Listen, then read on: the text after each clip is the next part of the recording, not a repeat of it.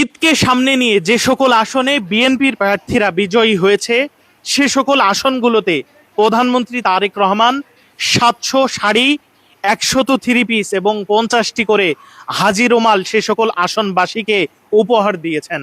তবে বঞ্চিত হয়েছে জামাত এবং এনসিপির প্রার্থীরা যে সকল আসনে বিজয় লাভ করেছে।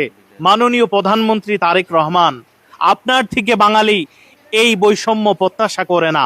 আপনার সাথে তো বৈষম্য যায় না, কারণ আপনি সেই পিতার সন্তান যেই পিতা বাংলাদেশের ইতিহাসে একমাত্র সফল রাষ্ট্রপতি এবং সর্বশ্রেষ্ঠ রাষ্ট্রপতি। আপনার বাবার ঐতিহ্য, আপনার মায়ের দেখানো পথে চলুন। আপনার বাবা তো সেই পিতা যে পিতা কখনো বৈষম্য এবং দুর্নীতিকে প্রশ্রয় দেয়নি।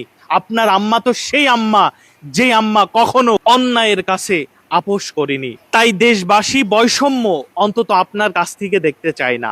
আপনার কাছে গোটা বাংলাদেশের মানুষের প্রত্যাশা আছে, গোটা বাংলাদেশের মানুষের চাওয়া এবং পাওয়া আছে। আপনি সেগুলো পূরণ করুন। আজ এখানেই শেষ করছি। আসসালামু আলাইকুম।